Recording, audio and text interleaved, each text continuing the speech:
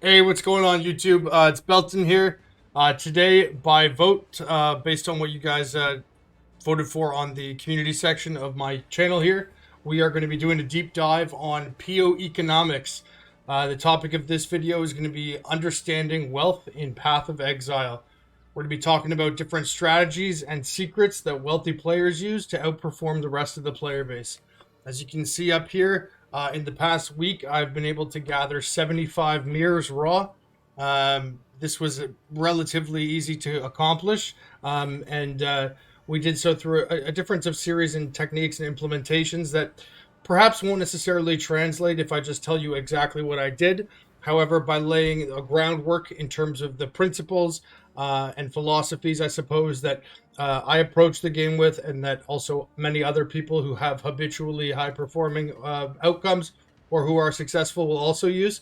And the ambition is that, in sharing that sort of foundational stuff, that you guys can experience some of the same success if that's what you choose to pursue. So, what is the overall goal of this series? I'd like to be able to define and explore different economic factors that exist in both the real world, but that can also be applied in PoE. Provide a logical framework for understanding wealth accumulation as a standalone pursuit, irrespective of application.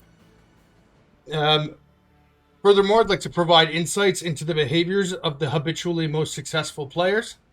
And as a point of note, there's going to be no call to action here. Information is just going to be presented as it exists, and every viewer or reader can be left to interpret and implement as much or as little of that as they choose, right?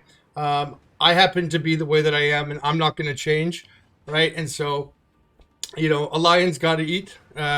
So you can hunt with me or you can run from me, but it doesn't really change things at the end of the day. If this kind of content is not for you, it's not me trying to, laud it upon anyone. We have agency. So if you don't want to watch, you don't like this kind of stuff, it's not for you. And that's okay. But for those of you who are interested in this style of play, I think that this video can serve as sort of a foundational series and the subsequent videos to follow to really kind of get a better grasp or basal understanding of the outlook and approach that I take and that many other people take to habitually succeed in this game in terms of financial resources. So hopefully as well, we can potentially spark an interest in some players who have otherwise avoided parts of the game that revolve around trade or crafting or wealth accumulation.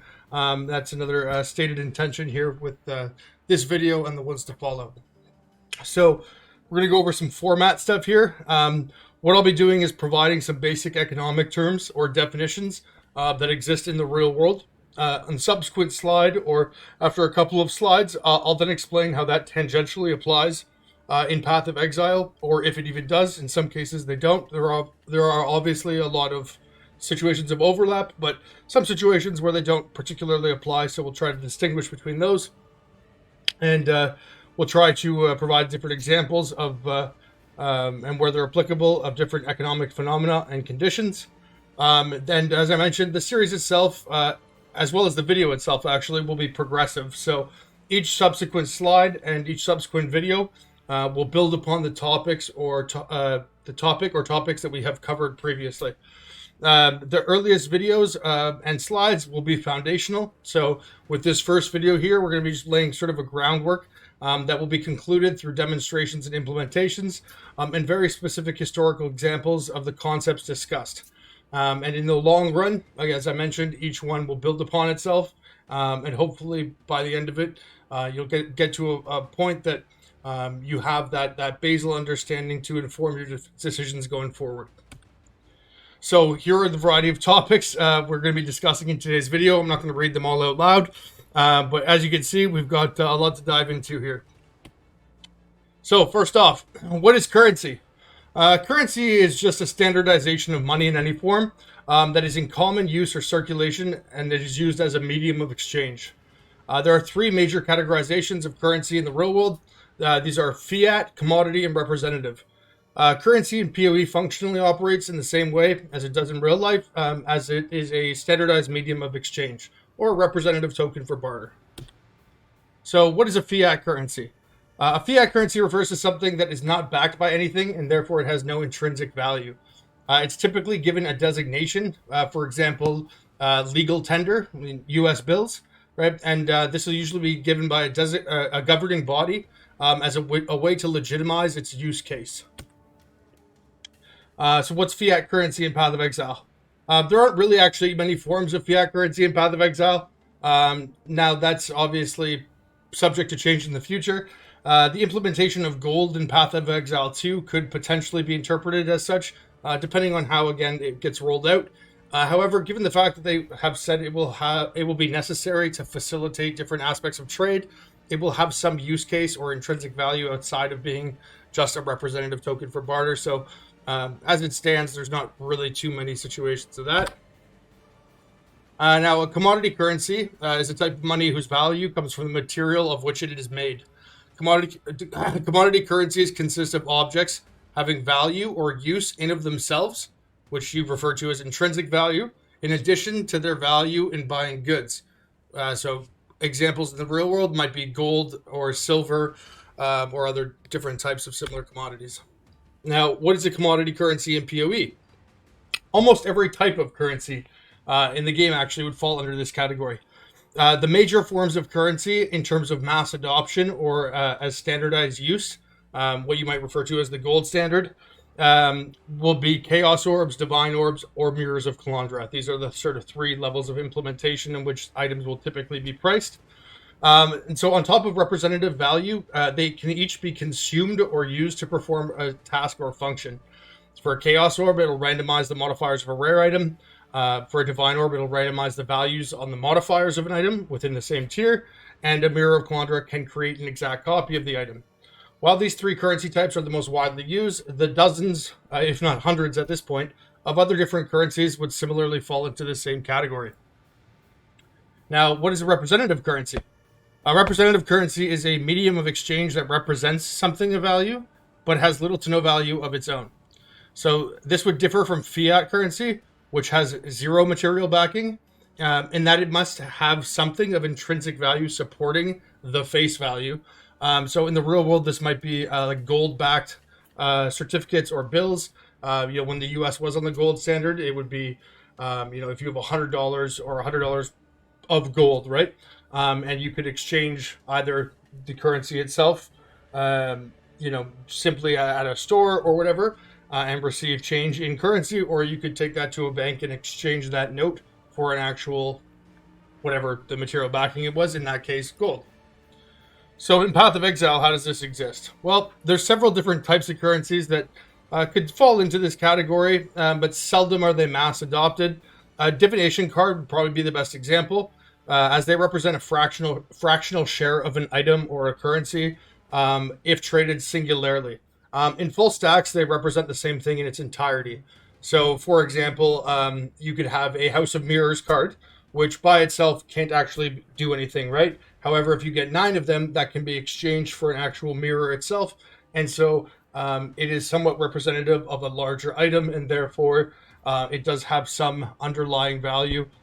But that is by the material that is backing it, the future expectation or exchange of that good, not necessarily the card itself.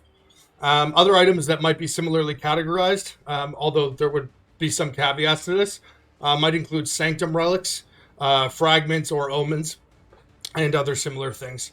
Sanctum relics specifically, the one that I'm blanking on the name of it, but the one that turns into original sin, for example, could potentially be used as a currency type. So, moving on. What is purchasing power? So the purchasing power is the value of a particular monetary unit in terms of the goods or services that can be purchased with it. In Path of Exile, the value of a currency expressed by the amount of items or strength of items that can be purchased with a Chaos, Divine, or a Mirror. As I mentioned earlier, obviously there are other things that you can use to barter with other players, but predominantly it'd be those three. So the next thing we're going to talk about, what is an asset? An asset is a resource with economic value that an individual or a group owns or controls with the expectation that it will provide a future benefit. So in essence, and for the most part, these would include generating cash flow, reducing expenses, or increasing sales capacity. They are bought or they are created to increase the individual or company / group value or to benefit operations within that group or individual. Assets can be current, fixed, financial, or intangible. So what are these different types of assets and how do they differ? So a currency asset is a currency. A current asset is a short-term resource that can quickly be converted into cash. A fixed asset are resources with long-term expected lifespan or use. Fixed assets that are typically experience depreciation as they age or incur costs over time. This depreciation, however, may be overcome by an asset's earning potential. So this could be, things like a printing press, or it could be things like a building, things that basically you have with the intended use. Typically, in the real world, it'd be over a year, but they provide some benefit, whether or not that's directly cash flow related or just something in this stage that can help produce greater income or revenue. Is not necessarily specific, but differs in that way. Financial assets are investments into the assets or securities of other individuals or institutions. These are valued according to the underlying security and the market surrounding those underlying securities based on supply and demand. They provide equity through various representative means. Typically, in the real world, this would be stocks or bonds or other forms of certificates. Basically, a financial asset is taking your money and putting it into the efforts or labor or economic pursuits of another individual or a group with an expectation of return. An intangible asset as the final category. These are economic resources that have no physical presence. They can include things like patents, trademarks, copyrights, goodwill, brand recognition or brand equity, and reputation is a really big one, especially these days. So what is capital? How does that differ from an asset? Capital typically refers to liquid assets or cash in hand that is available for spending. This spending can be either day-to-day necessities or long-term projects, or could be both. Cover both wants and needs. On a large global or macro scale, capital is all of the money that is currently in circulation that is being exchanged to fulfill people's wants and needs.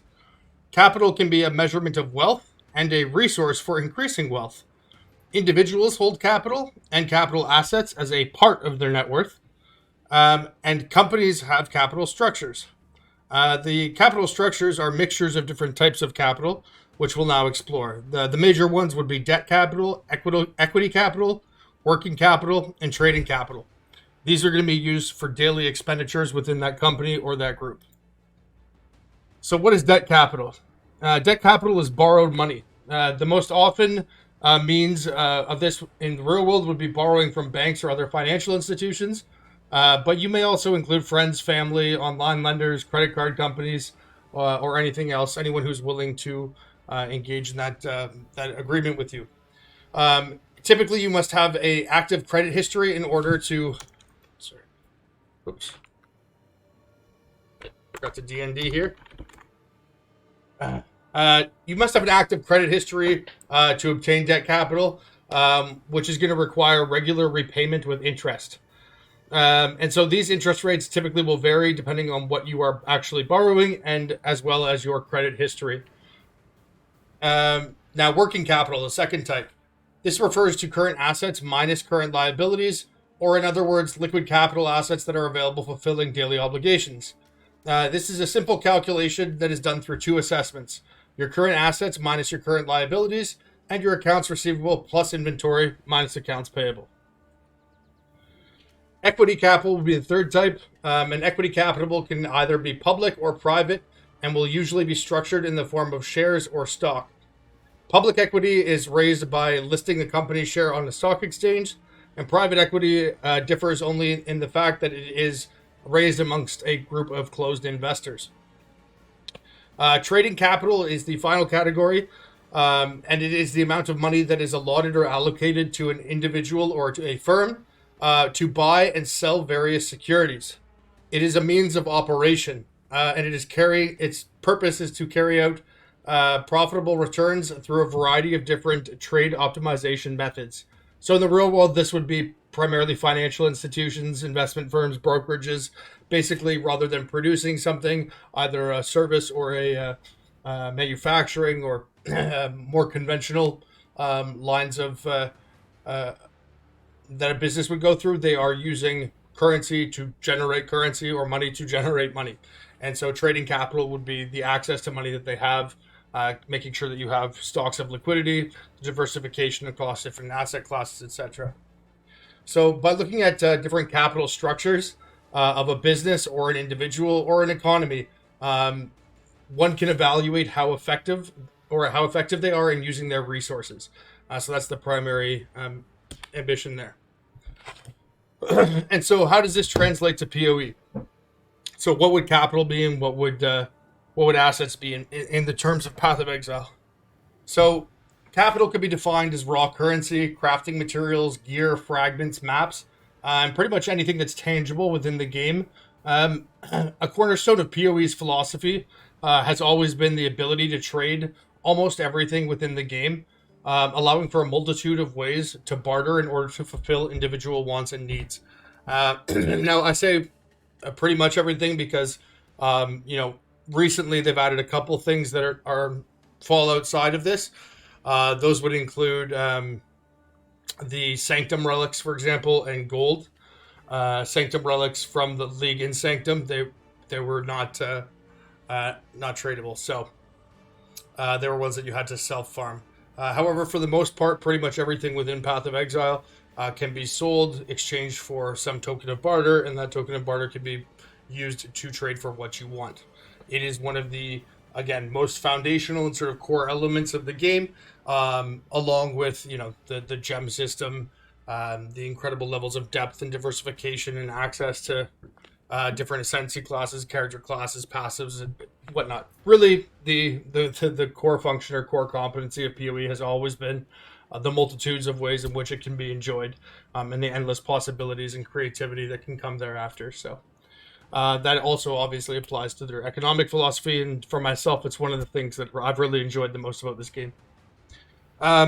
So exploring the different types of capital now and how those might manifest in the game. Debt capital can be accessed through guilds, groups of friends, or common trading partners in order to solve short-term liquidity issues. If you ever watch me on stream, you'll notice that I actually do this quite often. Without some kind of relationship building or a public presence.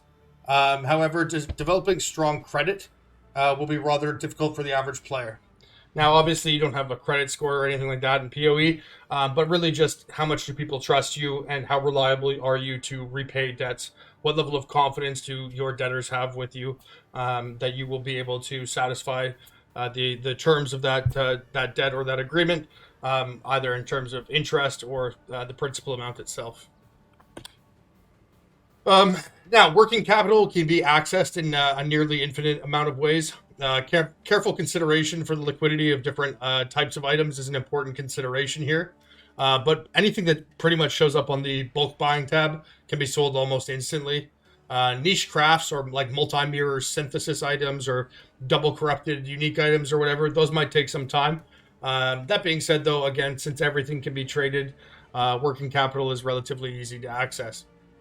Equity capital is far less prominent than the other forms of capital in PoE, although would be best expressed through group or guild projects where resources are pooled and or investments are made into mirror crafts or given to designated traders with the expectation of a return on investment. I know for myself, this is something that I engage in. My guild is called Gold Rim Sacks, which I think is one of the better PoE puns ever. Oh, sorry. And you'll see here that my character's name is actually Ball Street. These are both just kind of jokes about this. But the way that our guild works is that, at the beginning of the league, since we're obviously a very small group, typically I was doing this by myself. I'll bring on a couple of guys. If I'm trying to craft a fizz bow or an Ellie bow, let's say, and I'm trying to compete against a group of people like TFT or, usually Sushi doesn't do his stuff till later on. But right in the first week, when you're talking about the hyper-competitive mirror crafts, especially ones that effectively operate in a zero-sum nature, whereby once one person crafts a perfect one, there's no sense in making another one. In particular, because the demand for those things tends to basically a mirror craft. The earlier you do it, the higher the upside potential is, and the lower the downside exposure is. And the inverse is also true. The longer you wait, that relationship changes because material costs obviously are much lower. The time in which the window in which people can mirror something is much higher. The earlier you get it done, and as well, obviously, the faster you get it done, the more you discourage others from entering that same market, assuming that you craft it properly. And so, if you're entering in a situation like that, equity capital can be a good way to solve that issue, where you might have a project that you're working on. You don't have necessarily the amount of currency required to craft it or to finish it in the short term. Let's say maybe you finish the prefixes but can't finish the suffixes. You know that it's going to be paying out over the long run. However, it's rather difficult to get access to large sums of currency earlier on in a league because most players aren't very liquid, right? You're talking the first 2 weeks of a temporary league situation. Most people are putting all the currency that they have into their gear upgrades, focusing on clearing out their atlas, boss killing, whatever it is they're doing. Not too many people are going to have superfluous currency to just throw into a random investment or to lend to somebody, right? And so by setting up a structure with equity where you say, look, we can do a mixture proportionate relationship here. I'm putting up 85% of the currency. You're putting up, let's say, 10% of it. Why don't we set up a deal whereby, with your 10% investment, you can also get 10% of the mirror fees, right? So if a mirror fee, let's say, is 150 divines, every time it gets mirrored, you get 15 divines, right? And that happens in perpetuity. If we sell the original mirror item, hey, then you get 10% of that as well, right? And so that would be an equity structure there. And this is something, again, I take advantage of, but I'm struggling to think of ways in which that this would be commonly adopted, but that doesn't mean that it doesn't exist, because again, you could set up something like that, a microcosm of it at least, within a smaller peer group or within a guild as well. Now, for the final form of capital, we've got trading capital, and this is somewhat not ironically, but in the real world, this is probably the least used form of capital, as I mentioned, it typically is exclusively locked between financial institutions or brokerages or things of those matters. However, in PoE, everything is basically trading capital. This is the most widely available and access type in PoE. And this contrasts with the real world, where it is mostly centered around financial institutions or brokerages. This would be currency that is used to generate more currency via trade. So this would be taking advantage of inefficiencies in the market or player oversight. So this can include arbitrage or flipping, bulk buying, etc. Now we're going into assets. So what are assets in PoE? Well, all previously mentioned forms of capital will serve as the primary driver for assets in Path of Exile, making up the bulk of most people's economic resources. So current assets, as almost everything in the game, which would be considered a good, and pretty much most of the services in Path of Exile are tradable. Most things could be categorized as a current asset. Fixed assets would be best represented by mirror items, wherein a dividend in the form of a mirror fee is paid out to the crafter over time. The item itself, depending on its strength, novelty, so is it new or is it something that hasn't existed before, compared to other crafts game-wide, and when I say game-wide, I mean including standard and other leagues, depending again on its relative strength or novelty compared to those, it may depreciate over the course of a league. However, it is possible that this depreciation can, and in many cases it should be, outpaced by the passive revenue afforded by its service fees. Other forms of fixed assets could possibly include long-term investments that are speculatively purchased, anticipating greater returns from them in the future. An example, just in case that was a little bit too abstract, we'll talk about, let's say this bow right here, right? An elemental bow. So this was crafted for a certain amount of currency at the beginning of the league, right? However, I know in the back of my mind that if I were to sell the original bow, let's say on day 8 of a league, there's going to be tons and tons of demand for that because the league still has 3 or 4 months left until its finality, right? And so whoever is purchasing that item would probably be doing so, thinking of what is the upside potential of mirror fees, throughout the course of that league. Now, if this were the best bow to exist in the game, you could also factor into that equation the sale price of the bow itself, the original copy, in terms of the calculation on his end, right? Because if he can buy, let's say he bought this from me for 25 mirrors, right? And he's doing the math in his head. If I charge X, Y, or Z for a mirror fee, can I make back 25 mirrors, reliably? Um, that there could be some push or shove there, mentally or internally, if you don't have the appropriate data. However, in the back of your mind, if you know that you can always just sell that item, like in the same way that you're buying it, in the future, then obviously that would quell many of those concerns. Now, because Crucible exists in the game, Crucibles has made every mirror item that is not a Crucible item completely worthless in standard. Like, it is impossible for them to ever compare. So that means that the longer you go into a league, the more that the underlying value of the asset itself, which is the bow, right? Again, a mirror fee essentially works like a dividend, right? Similar to a stock, right? If you invest into, let's say, a real estate investment trust, or banks, or there's tons of different dividend stocks, right? The main thing that you're holding is the share in that company. That's the primary asset. But as a benefit, you also get a share of the profits expressed through dividends paid out, usually quarterly, right?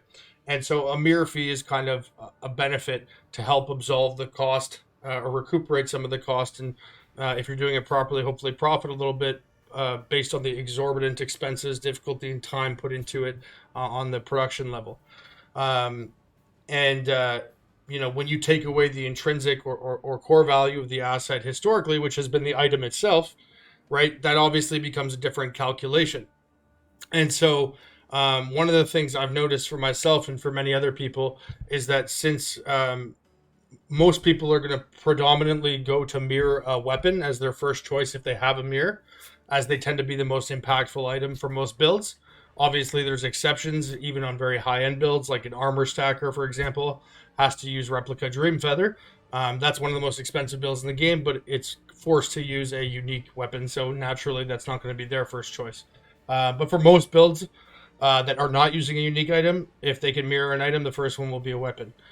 And so, through a historical lens, weapons have always been the best thing to mirror craft. But since Crucible League was implemented, and since it went legacy, and since you cannot recombinate Crucible trees onto other items, that means that any mirror craft that you're making in a league that is a weapon, is basically going to be worthless at the end of a league. Now, I know many people don't care about standard, and we'll discuss this topic when it comes to inflation and deflation a little bit further, in the slideshow here.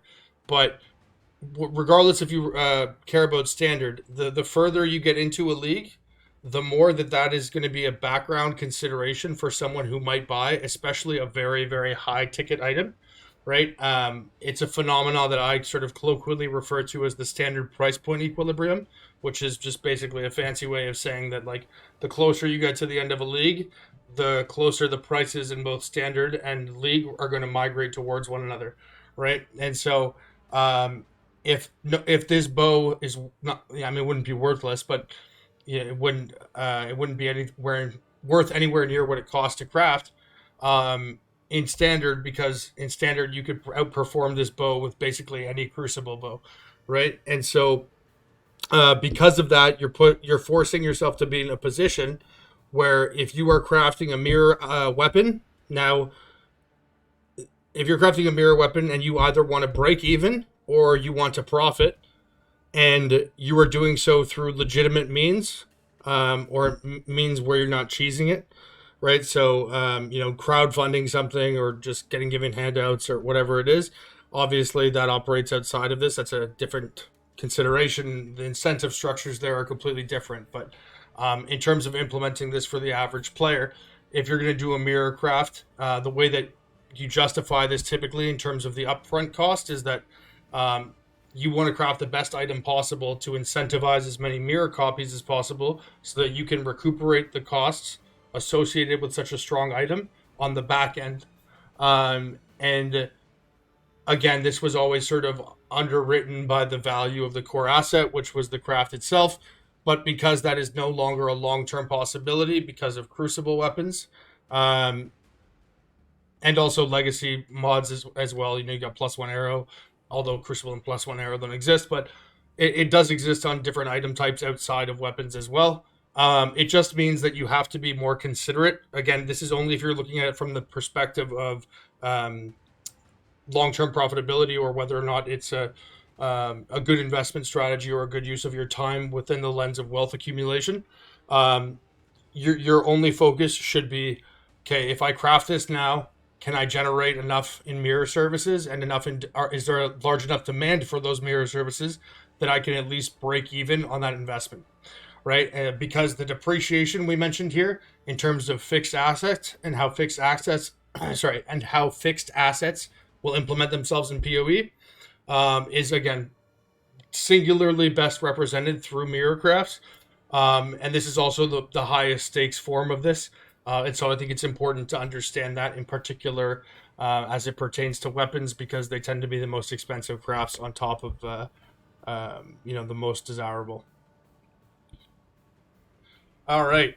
So moving along, the other different types of assets in PoE. Financial assets constitute investments into other groups or individuals.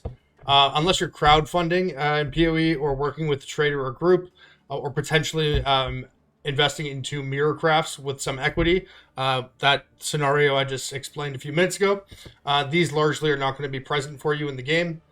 Intangible assets, however, are plentiful in PoE.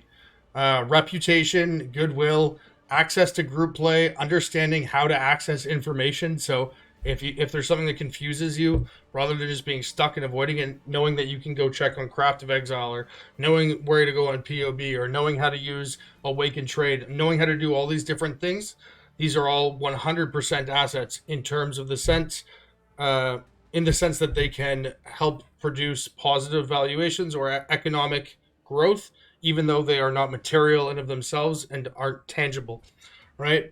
So also some other ways that intangible assets exist, being adaptive to the gameplay changes or being malleable, understanding core mechanics or archetypes.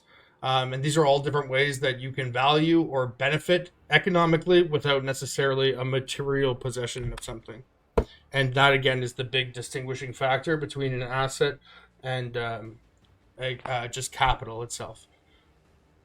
And so what's inflation? Then this is a very important one for this league, and this is kind of one of the major things I wanted to discuss as an idea for this video. And obviously I expanded upon that a little bit, and we've obviously got a pretty big deep dive here, but inflation is something that exists in every league, but it's something that became, I think, really entered public consciousness this league, just because of how severely and how noticeably it impacted everyone. And so we're going to discuss... sorry, I just hit my mic. We're going to discuss that now. So what is inflation? Inflation is a phenomenon that refers to a broad rise in the prices of goods and services in an economy over a time. The impacts of inflation tend to be corrosive for both businesses and consumers, so for both buyers and sellers, as they diminish relative purchasing power. What is inflation in PoE? It is the rising cost of items, currency, gear, services, or any other want or need that takes place over the course of a league or over time in standard. Many people will experience inflation most acutely in the earlier stages of a league. Think about seeing an item that you want to buy. This is probably something that pretty much everyone who is watching this has experienced. You see an item that you want to buy, you start to save for it, and then you go to buy it after you eventually save the money, and then you see the price is doubled by the time you actually have that currency ready to go pay for it, right? That's a very good example. Now, obviously, if it's one item and there's one guy, that might not be inflation, but good examples of this would be, like, let's say you're trying to get doctor cards at the beginning of the league to get a headhunter. or different things like that, where there's a plentiful enough supply that it's actual market forces of supply and demand, and the influx of currency into the market as a whole that are dictating those prices, not just a singular item that somebody buys and doubles the price of. So now that we've discussed what inflation is, what is hyperinflation? Hyperinflation refers to a very high and typically accelerating rate of inflation. So accelerating meaning that it's progressively increasing. Hyperinflation quickly erodes the real value of currency as the prices of all goods and services increase in an incredibly unsustainable way. And when I say real value, it's probably important to define that term. So nominal value would be, nominal just means the name, right? So like the named value would be 9 divines, right? If I list this compass right here for 9 divines, the nominal value would be 9 divines. Now that's just refers to the term in absolute. Sorry, it's an absolute term to refer to the monetary amount.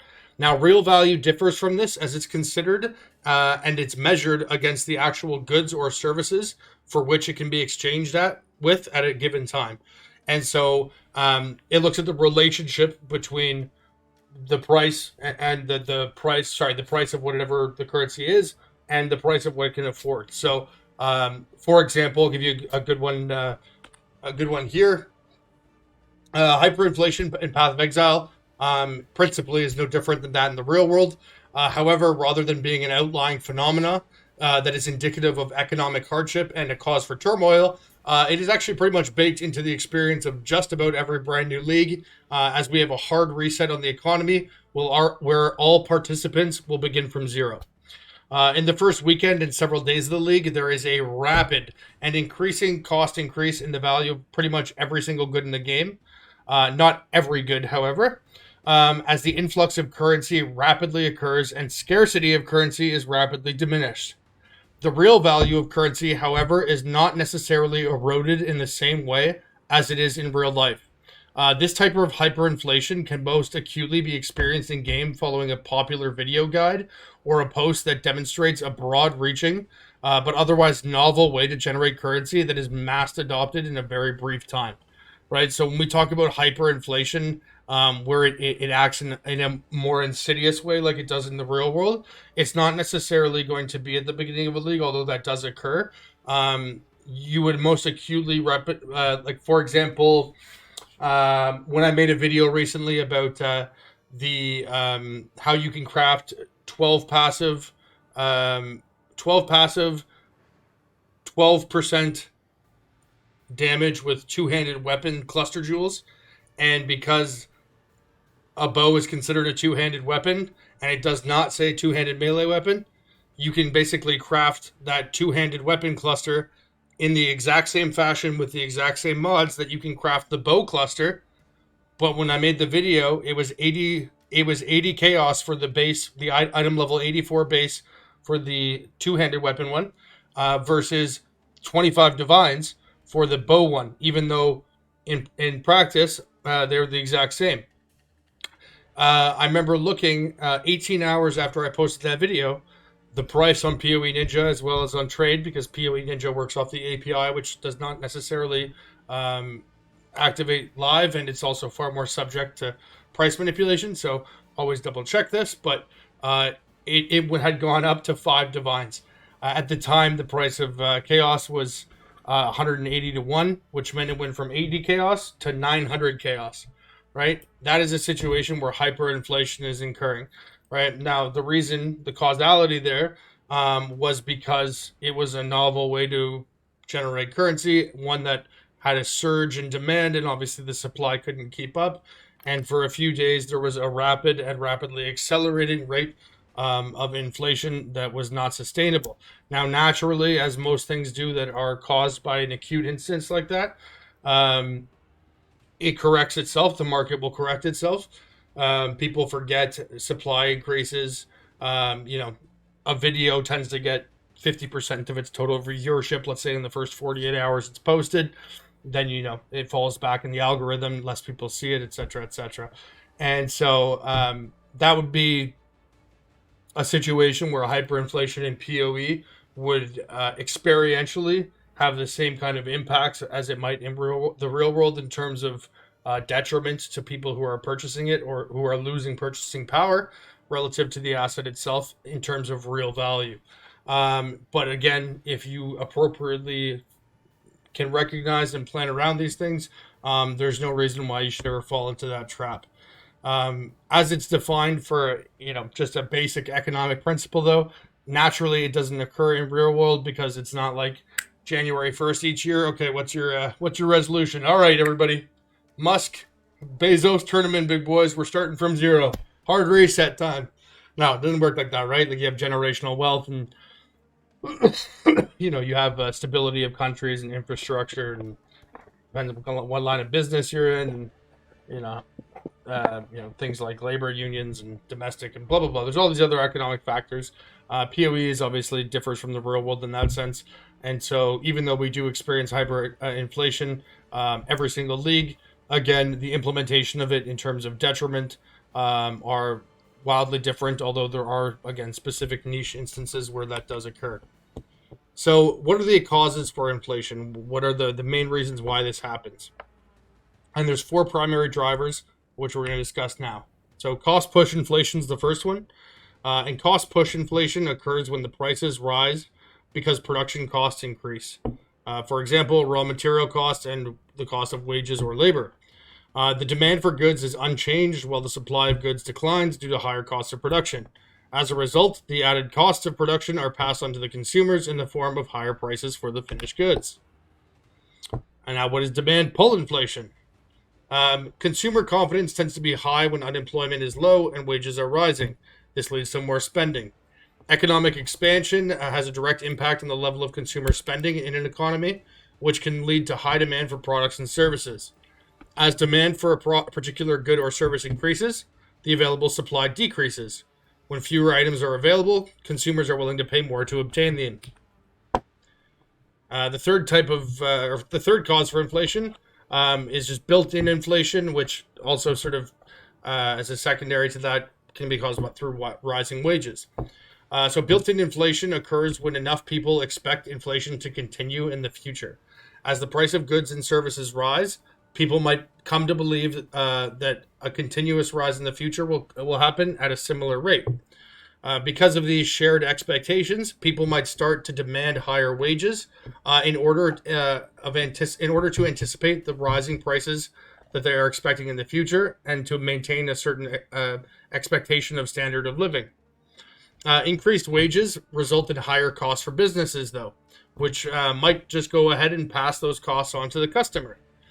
Higher wages can also increase consumers' disposable income, which conversely can also then increase the demand for goods, which can then push prices higher. So you can see how this is somewhat of those can be sort of cyclical. And then the fourth cause for inflation is monetary or fiscal policy. Monetary policy is when a governing body or a central bank influences an economy by adjusting the supply of money. Expansionary monetary policy can spur inflation. This is done typically through low interest rates and the addition or printing of more raw physical currency into a system. The inverse is also true, however, whereby lowering the amount of free-flowing capital by slowing or stopping the printing of currency and raising interest rates can cause deflation. Fiscal policy is the means by which a governing body adjusts its spending levels and tax rates to monitor and influence an economy. So investments into infrastructure and stuff like that. And so how do the causes of inflation, as they are in the real world, how do those translate to PoE? Causes of inflation in PoE exist as they do in the real world, but they're often sorry, just take a sip of a drink here. Lots of words today. Oh, okay. The causes of inflation exist in PoE as they do in the real world. However, they're often magnified by an order of magnitude, given the fresh economic reset provided by temporary leaks, as we just discussed.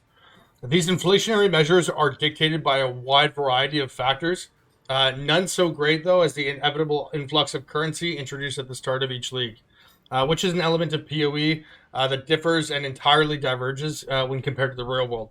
Again, we just mentioned this. Understanding the above, we will still assess if and how the four primary drivers of inflation manifest themselves within the game. So, cost push inflation. This type of inflation can universally be experienced in PoE, as unlike the real economy, every individual player acts as both a business and a consumer, insofar as that they are both capable of producing the goods and they are both capable of producing the goods and services and consuming them. Despite most players having niche interests or specific areas of focus, there is an equal opportunity access to fulfill the role of a business in producing the desired good or service that you want. Since most goods are produced, can be quantified on a cost accounting basis, and this is done very simply by looking at the market price of whatever it is, finding out what the probability of that outcome is. You can do this through Craft of Exile or through the wiki, anywhere where that those weights are data mineable.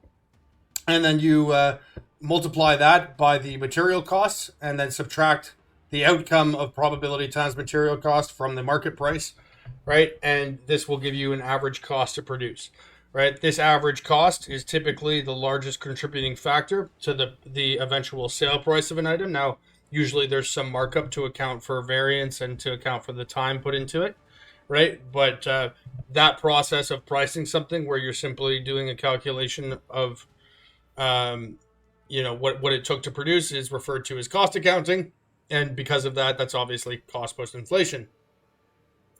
So finding inefficiencies in this subset of the market by taking advantage of overlooked or undervalued materials necessary for the production of these items, while also anticipating a steady or future increase in demand, frankly, is at the core of what makes crafting in PoE so efficient and so lucrative. So this is a really important one to understand.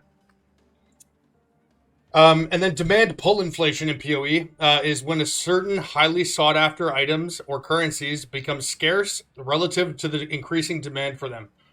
This can happen due to various reasons. So popular builds, if a build becomes popular, the demand for specific items that are build enabling or best in slot may surge, leading to price increases. Or mechanics, every league introduces new mechanics and items. If a new league mechanic introduces powerful new uniques or league-related items or currencies, the demand for these items might outpace their initial availability. Balance changes, adjustments to the game mechanics or item balance can affect the popularity of certain items or certain builds, influencing their demand and consequently their price. And then player trends. Player behavior is shifting preferences for specific playstyles, items, archetypes, or otherwise can impact the demand for particular in-game assets. This would basically just be what we collectively refer to as the meta. So playstyles or archetypes, an archetype would be something like a crit-based elemental spell build, right? Whereas a playstyle might be magic find versus a delver versus a boss killer. These things tend to shift and they adjust as the game goes. And as well, PoE is a game that is very much led by sort of arbiters of taste, community figures and public figures. Often they can sort of be the trendsetters. So even though there's very little objective statements of truth in this game, as they're really just expressions of agreed upon conventional wisdom, and we collectively refer to those as the meta, right? But that's not necessarily, even though it's consensus or a reflection of consensus, it's not necessarily grounded or rooted in objective truth. All right, so the next type of inflation would be built-in, and then the final one would be monetary or fiscal policy. So inflation caused by monetary policy would be best represented in PoE by changes in drop rates, evolving league mechanics, new league mechanics, balance changes, etc. This would basically be factors outside of player control that GGG implements on the development side. Fiscal policy, right? So, sorry, this is monetary policy in terms of inflationary causes. So the main determinant factor there would be, GGG is effectively the governing body. And so would it be anything that could impact the supply, basically, like the scarcity of the currency that's provided. Now, in terms of fiscal policy, so in the real world, again, that would be taxation or government spending levels. That's not really that well represented in PoE. The closest thing I could think of would be meta crafting costs or other fixed crafting costs that are dictated by GGG. So, um, for example, if they changed the price of, and they did this actually at some point, when they first introduced harvest crafting on the bench in your hideout, players complain that the prices, like the actual cost of, um, in Vivid Light Force or whatever for a certain craft is too high, so they've lowered them quite a bit. They could also change the cost. Right now it costs 2 divines to craft prefixes cannot be changed. They could change that to 3 divines or 4 divines, right? And so that would be a fiscal policy because they're controlling spending levels, right, without actually touching the influx of the currency itself. It's a way that they could um, not necessarily tax you, but cause you to spend more without actually changing the amount of currency in circulation. And again, PoE is somewhat unique in the fact that, unlike the real world, currency has all of it has a fundamental use case, which is also anti-inflationary because it gets rid of it. In a lot of games, something like World of Warcraft, I remember back in the day, and I stopped playing this many years ago, but the costing gold, right? Gold would just be transferred to player by player, but it's constantly accumulating, right? Like you could spend gold, to respec or whatever. Sometimes there are smaller, to buy your mount and things like that. But obviously, the massive player base and the massive amount of gold constantly coming in would obviously severely outpace the little currency sinks that they had and various things like that. And so, what cost 500 gold in like one expansion would be 5,000 gold the next expansion. Same thing happened with like experience points, if I recall, it would be like, or like damage your DPS, right? It's like I remember in vanilla WoW, it's like, oh, you're hitting for like 200, 300, and it's like 4 expansions later, it's like boom, crit for 62,444,000,000, and they then eventually have to do like a shrink, right? And so this is something that can be adjusted on their end. So sorry, that was a bit of a weird tangent there. I haven't thought of a WoW in a while. Anyways, yeah, so that was fiscal policy there. And again, this is probably one of the ones that is least represented in PoE, probably the one you have to worry about the least.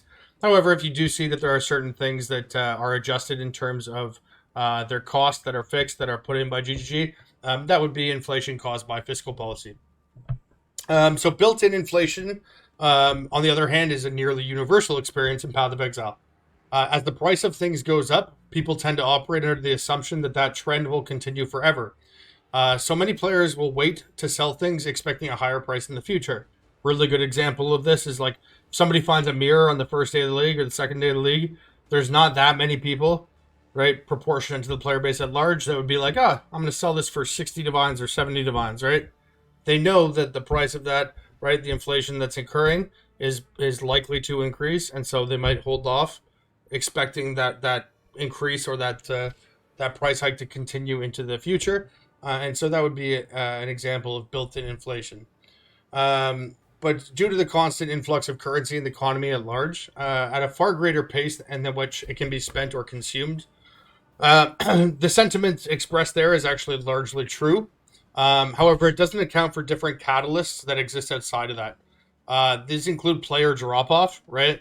Like the opening weekend, one of the primary drivers of the mass inflation, aside from the fact that everyone's starting from zero, is the fact that the player numbers tend to be in the hundreds of thousands, if not millions, of people over the opening weekend.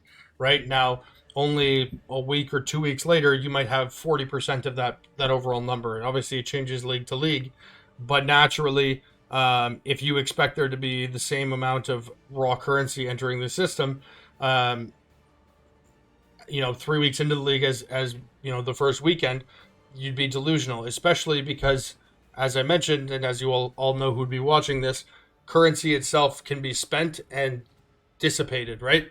And so the scarcity increases not only in terms of the demand people are going to have for that currency will increase, right, as their relative purchasing power and capacity for superfluous purchases, like when they get rid of or when they cover their basic gear costs, right, people can go for more luxury goods and blah, blah, blah, blah, blah. They're going to craft more. They're going to craft better items. Crafting better items requires more currency, which is a currency sink as it removes it from the economy at large.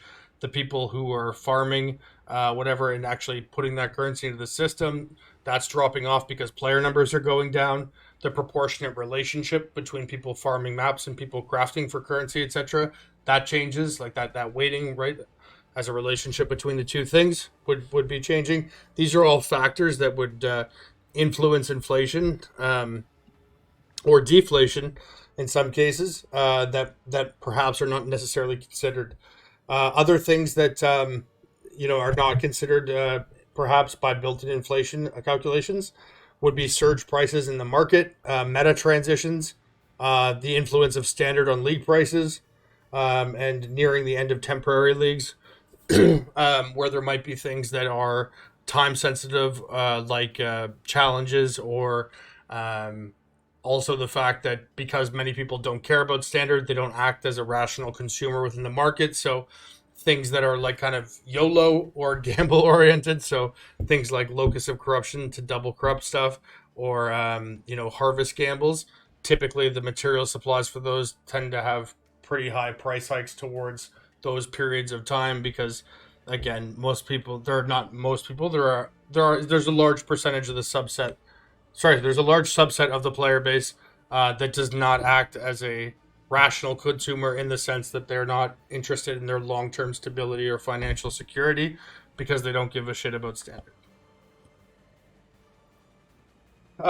So yeah, another part of it is that shared expectations of future inflation, regardless if it's rooted in objective truth or not, will likely cause labor, and by labor I mean other players, to demand higher wages, and by wages more currency, to perform similar tasks or trade similar items than they had previously, in order to maintain standard of living. Standard of living expressed in PoE is not expressed in any kind of universal metric, just outside of a general feeling of relative strength and relative wealth compared to most other players' experiences, right? Everyone you know has a headhunter or a mage blood, and you've only got 3 divines, you're going to feel poor. But if you've got 3 divines and everyone you know has 20 chaos, generally speaking, you're going to feel pretty good. And that tends to be how people gauge their, living standard in PoE. Obviously, it can be compared from league to league, but since each one of those has an independent economy, that's not necessarily relevant in that calculation, at least within the confines of what we're discussing here.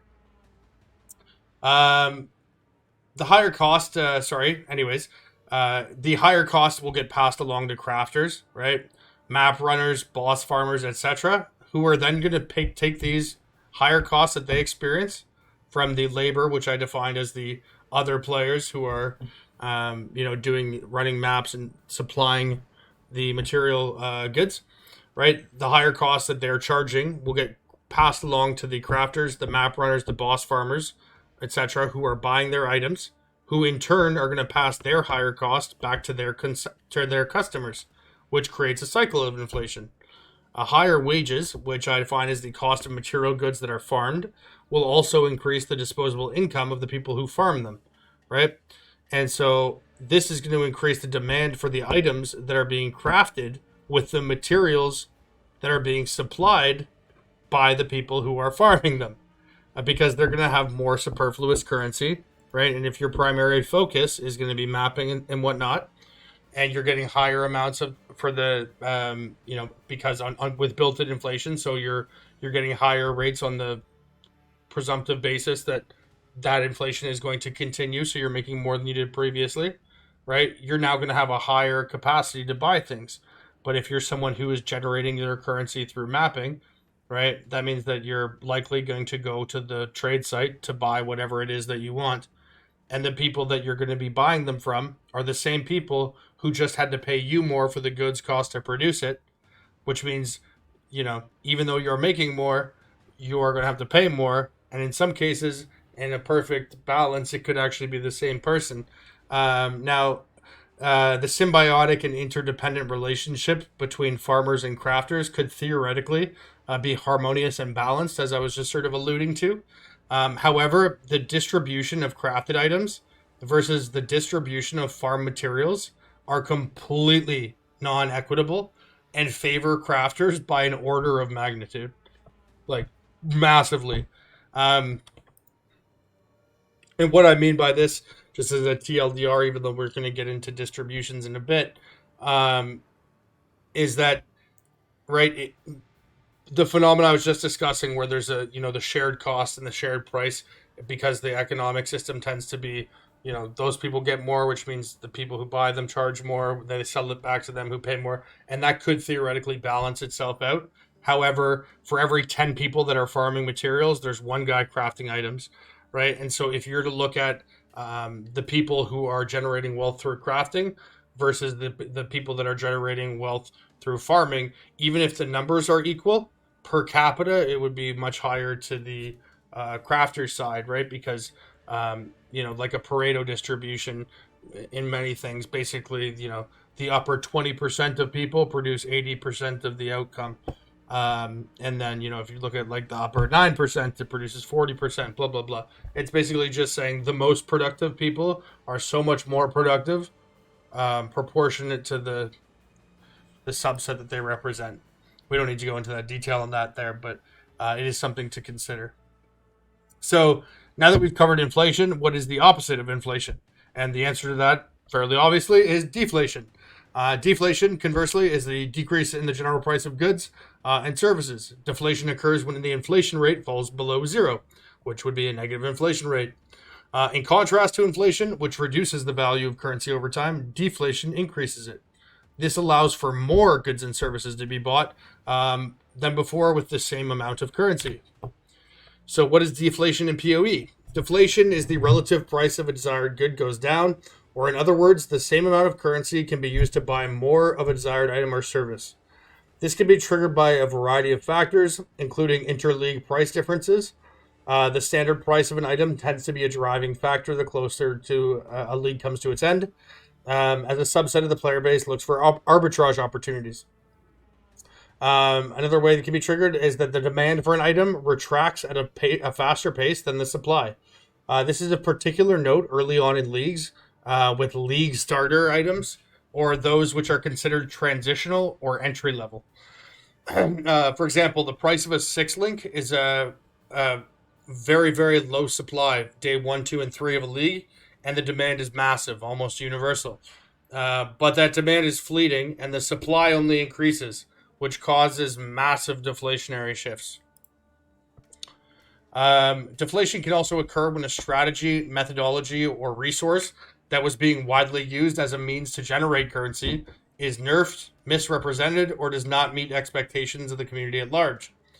The influence of community figures disproportionately impacts subsets of the economy at most stages of the league. And due to this, there is often a surge price in different areas when it is first exposed, or whatever people like to call exposed.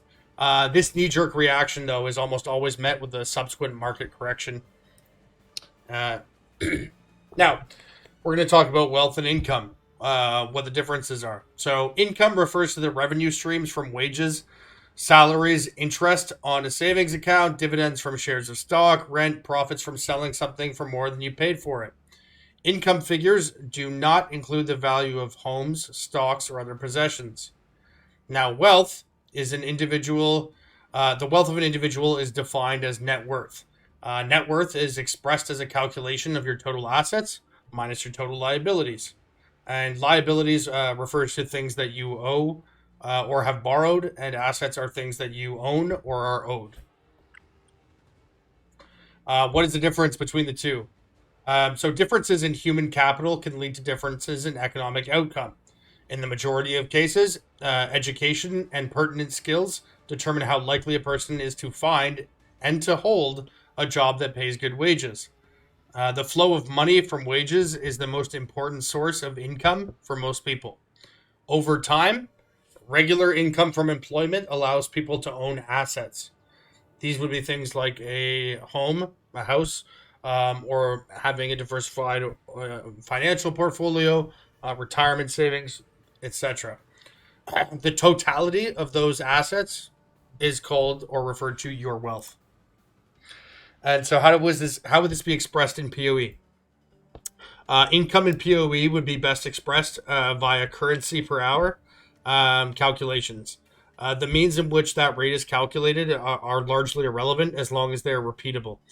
This could be from mapping, it could be from flipping, bulk selling, boss killing, running services. Does not really matter. Income is just your way of generating, again, a revenue stream that you can repeat over and over. Now, wealth. Wealth would include the above, of course, but it would also include the value of all of your equipped items, all of your investments, all of your mirror items, all of the money that you've loaned to people that you're owed, all of your unused maps, basically the total value of everything that you own and all of your stash tabs, right? Wealth would be an expression of your total net worth in an absolute sense. It would not be expressed as a rate, and it would not be predicated on repetition. And now we're going to talk about distributions. What is a wealth distribution? What's an income distribution? So a wealth distribution is a comparison of the wealth of various different members or groups within a society or an economic system. It looks at the economic distribution of the ownership of total assets. Conversely, an income distribution is similar. However, it looks at the incomes amongst various members or groups within a society or an economic system. It does not look at the total assets. If some individuals or groups are earning much more income and accumulating much larger amounts of wealth than the typical person or group does when assembling or assessing a distribution, this uneven manner in which an economy's resources are being allocated will create a gap between the two or more groups. This gap is referred to as income inequality or wealth inequality. And now, why is this an important thing to like? Why bother assessing this, the distribution of wealth and inequality in PoE? There are a variety of different ways in which this could be useful for a variety of different parties. GGG could use this as a tool for assessing balancing needs and to encourage a diversity of play. Right? If they can see that the people who craft own 99% of the money, people mapping own nothing. This was the case back when I first started. Before Atlas existed, before Scarabs existed, you couldn't even sustain map. Like if you were running map solo, you couldn't even sustain map supply, right? And you had to do it in groups of 6 people and gorge rotations, kind of thing, right? So that an assessment like that, right? If they were to look at that kind of data, they could say, okay, well, this is maybe contravenes the way that we want our long-term vision for the game to play out. So maybe we make it so that there are different ways in which people can generate wealth within maps or of their own volition, kind of thing, outside of crafting or flipping.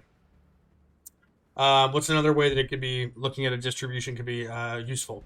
It can provide insight into the effectiveness of certain playstyles and economic pursuits, right? So basically, it can help you with your gameplay or strategic optimization in order to accumulate wealth more efficiently. Another reason why it could be good. Players are more likely to enjoy the game when they feel that their efforts are appropriately rewarded and that the economy is both fair and balanced. Without assessing the distribution of wealth and understanding its causality, people are far more likely to quit or to feel victimized, which is a terrible, terrible plague in this game because it really just hurts the person. Because you have absolute individual agency to make conscious decisions in this game, right? However, part of the problem is that most things people are just ignorant of, right? And if you're able to be made aware of something, at least you can exercise that agency in a way where you're making a conscious decision whether not to adjust to that play style accordingly. So, for example, if you're somebody who is sincerely driven and wants to be able to afford a mage blood, and like with every ounce of effort in your body you can't do it, right? And you don't understand why, because so many people have it around you. By assessing a distribution, and you could see, okay, well, if XYZ people do this, and the top crafters, every one of them has that, well, maybe I should focus more on crafting instead of running item level, or like tier 1 white maps with heist on them or something, right? I don't know what somebody would be doing in that case. However, it can just provide insights that would allow people basically to feel more informed in their decision making. And again, when people are making conscious decisions that are informed, they tend to be less reactionary. And that gets rid of that whole victimhood complex. Like it's something you'll very much see when I experience this like literally every day when people see the amount of like if I open up my stash and somebody sees that I have 76 mirrors in there, right? There's a good percentage of people that come in oh, you must be cheating, right? You're an RMT or you're a scumbag, whatever it is, right? And it's because their lived experience diverges so much from what they're seeing, and there's obviously a gap in the understanding there, and a gap of knowledge that, frankly, is just much easier to deal with and to rationalize through, even if they're not conscientiously trying to self-victimize. It's easier to say this person is doing something illicit than it is to say, oh, let's take some personal accountability here, look for my culpability and perhaps where I'm wrong. Maybe there's something that I'm doing inefficiently or something that I can improve for myself if I want to get that outcome. Now, I'm not trying to suggest at any point through any of this presentation that anyone should play how I play or to the degree that I play. Everyone should have fun. However, when people see that, they say, I want it. And then rather than, saying, okay, I want this, let's replicate what they're doing. Many people will instead say, I want this, but this person has to be cheating. So I don't want to cheat. So I'm not going to try this. Right. And like that kind of mental gymnastics is much easier to get people past when they're better informed. And so by assessing distributions and different behaviors, that's a way that people can overcome that as well. Now, PoE isn't, by and large, is not inherently competitive outside of short races or at league starts, at least not in any kind of organized way. I know some people like to be competitive on PoE Ninja DPS charts or whatever, but players still very much look to their peers for a relative understanding of player power. And this is best achieved through economic means, right? So balancing different elements of the game with consideration for wealth distribution can increase engagement, and it would likely foster more competitive environments. As well, it can potentially influence how players engage with new league content. GGG can adjust new content to address existing wealth disparities or create opportunities for players at different economic levels to participate meaningfully. And so, what are the causes of inequality? Differences in income and wealth across individuals or groups are caused by a combination of both personal and external factors. Personal factors are unique to an individual, and they include talent or skill, effort, and luck. These can be severely magnified or hindered by familial upbringing, immediate environments, or peer groups. The degree to which positive traits are nurtured and encouraged, and conversely, to what degree negative behaviors or traits are discouraged, can also play a major role. Personal factors are often what most people think of or focus on when it comes to wealth, and subsequently wealth inequality. External factors that can impact inequality include education policies, labor market laws, tax codes, financial regulations, monetary policy, fiscal policy, etc. External external factors can overpower personal factors at almost any moment in time in determining likelihood of individual prosperity. As external factors are contrary to the ideas of self-determinism, upward mobility, and meritocracy, most people tend to underplay their role despite being far more acutely impactful.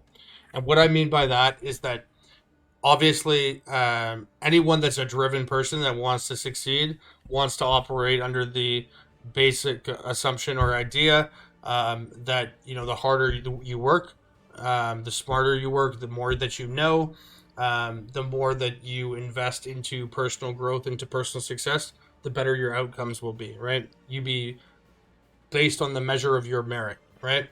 Now, in very much like in massive ways, of course, this is, I mean, it depends where you live in the world, of course, but this is largely true, right? This is for most people the biggest driving factor, and perhaps the biggest factor, right? Without any kind of individual accountability or individual drive or concerted effort, it's very unlikely that most people will end up being exceptionally successful or exceptionally high performing in whatever it is they go after. However, that tends to be a compounding amalgamation of multiple efforts over a very long period, right? Becoming an expert at something, if you look at it from like a Malcolm Gladwell perspective, and I'm not sure if he's the one who actually coined this or not, or just popularized it, but the 10,000 hour rule, where it's like it takes 10,000 hours of specific focus practice on a specific focus task to become an expert at it, right? And that's obviously not something that's going to happen immediately. Now, external factors, on the other hand, these are things that can completely change for the positive or the negative at the drop of a hat, because you have no control over them. They can be very acute, right? So this can be obviously anxiety inducing for a lot of people. And so I think we tend to try and downplay the role of those as well when we're successful. I think that we want to always feel like, we were the biggest part in that. Um, you know, I think for most people that probably is the case. But when we're at periods of success, we want to overplay our own role and downplay the role of other things. And often when we fail, we tend to downplay our personal responsibility and overplay the influence of external factors. And the reality is that in both cases, there's probably some counterbalancing that needs to happen there, or some let's say insight market correction, so to speak. But external factors, again, because they're not building necessarily over time, right? They can happen in the drop of a hat, right? You could find out that somebody died and left you a shit ton of money. That could make you instantly, boom, right? The same way, the government could decide to outlaw, let's say you're a coal miner, and the government in your country outlaws the use of coal, and every coal mine has to shut down. It's like, boom, right? These are things that can change at the drop of a hat because they're not being dictated by you. And aside from the fact that people, I think, like to, again, to overplay their hand on both sides, it can also be pretty scary to think that we don't have control of our own futures or outcomes. And so external factors that influence inequality, I think, are often overlooked. And that actually happens in PoE as well. And this is not meant to be a massive discussion and an ethical or macro sense on inequality in the world as it exists. But I think it's important to have that basic discussion or point prior to jumping into PoE's version of it. And so, what are causes of inequality in PoE? Sorry guys, a lot of talking today. Excuse me a sec. I've been working on this for almost 22 hours now straight. What are the causes of inequality in PoE? This is not an exhaustive list, but some of the things. Knowledge or experience, and that's probably the biggest one. Your investment of time, that is probably, if not the biggest, the second biggest, right? Somebody who plays 30 minutes a week versus somebody who plays 30 hours a week. Obviously, the 30-hour a week guy is going to be at a major advantage. Trading ability, your trading ability or your willingness to trade, right? Understanding the markets and player behavior and all that stuff. Understanding meta builds and strategies. League mechanics and accessing new mechanics or novel mechanics quickly, right? Being sort of first to market or market movers or whatever. One's propensity for risk and to invest. Playing with a group, a guild, or a network. Understanding player trends. RNG. Somebody finds a mirror on day one of a league in like Twilight Strand. That person didn't. That's going to give them obviously a massive advantage that they can likely snowball in the first couple of days. That it wasn't earned on merit or anything. That's just a case where RNG can really play a major role. Another thing that can cause inequality is taking long-term perspectives on decisions, acting with purpose according to goal-oriented and informed plans, right? As opposed to people who are just kind of go off the whim or the seat of their pants, tend just to think in the short term. People who gamble constantly or, who don't think a day or two ahead. It's just if they get $1, they spend $1 kind of thing. Other things that can cause it in PoE are balance changes, new league mechanics, meta shakeups, changes to monetary supply or drop rates, and if Chris decides to just shake up his vision of the game again, like all right, exalts or divines, divines or exalts. Well, that might change things for some people. And so now you might be wondering, guys, after we've had this discussion, what are different? What happens to different assets in times of high inflation and low inflation, right? So we know that there's different ways to have assets. Well, what happens to mirror items? What are ways that I can protect my net worth? How can I find financial security in varying states of inflation, right? Okay, well, if I know that Divine is going to be worth less tomorrow, I want to park that money somewhere else. What can I park it in? But before we cover that, how can you even tell when different economic states or conditions are happening? Or when they're about to happen? What are the markers? How can I tell? What are the behaviors or the habits that these different or these wealthiest players are exhibiting from average people, right? Well, we've discussed the terms, right? We know about inflation, we know about asset allocation, we know about wealth and blah blah blah and distributions, but what is it that they're actually doing? How are they implementing this basic understanding in a way that is actionable, right? And so I suppose, what are the best ways to implement the topics that we discussed today in a practical sense? How should I get started? Right? Are there any tools or resources that I can use to begin tracking this stuff? Or ways that I can get better accustomed to using in order to inform myself? Right? Maybe get the ball rolling for the start of next league. Right? These might be questions that are on your mind right now. And that and more will be covered in our next video. Oh my god, that's a lot of words. Anyways, guys, if you enjoy this type of content and you'd like to see more, please consider subscribing to the channel and liking the video. These types of videos require very, very large amounts of time and effort. Historically, they have underperformed much lower effort and lower quality content. And I don't mean in a broad sense, I mean specifically for mine. Despite this, I have a firm belief in their value and complete confidence in the validity of the subject matter. I've always made content that reflects my interests, unfiltered and communicated in my own voice. I always write all of this manually on Notepad, and then I transition that over to to a spreadsheet document, and I usually have to record it a couple of different times because I screw up. Always live stream it. And I always base this on firsthand experiences and in my areas of expertise, right? However, increasingly with the prominence of AI, ChatGPT, and stuff like that, doing so, the way that I approach things, it becomes less and less practical. I can pop a talking point of something in this video into an AI, and you can get an answer that's maybe 60% or 70% of the whole truth. It takes about one 100th of the time, though. And there's almost little to no pushback from viewers. Invariably, the content will suffer, as a half-truth is not a truth at all. The only possible consequence of doing this is that there's going to be worse outcomes for you guys, the viewer. And if there's worse outcomes for you guys, I firmly believe there'll be worse outcomes for me, and that this is not a sustainable system. And I think that for the silent majority of you guys who watch these videos, you're not leaving comments, necessarily giving feedback, just based on the sheer amount of people watching. It's hard for me to tell what the kind of stuff you guys want, where you're finding value, where you're not finding value, right? And so I have to rely on analytics and metrics. It's the only way I can kind of gauge that stuff. Accordingly, I use those as ways, or subconsciously tell myself that those are things I should focus or should not focus on. Now, again, you can always leave comments if you like. I feel no obligation to do so.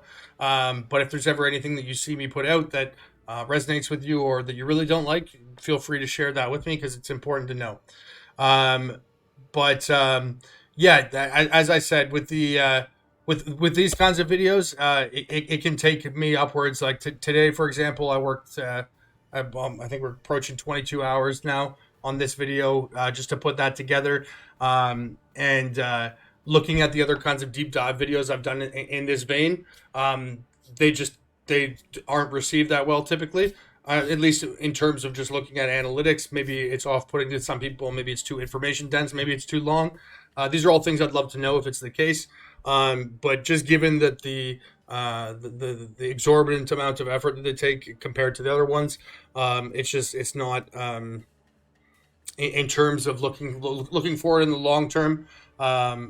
If people are finding value in these, and you guys do enjoy these, the best way for me to notice that is to look at subscriber counts and like counts and stuff. And as corny as that sounds, I hate sounding like one of those content creator beggars. It's just I also have to be realistic about the time I spend doing certain things. And, I've been trying to put these videos to vote for you guys in the community section.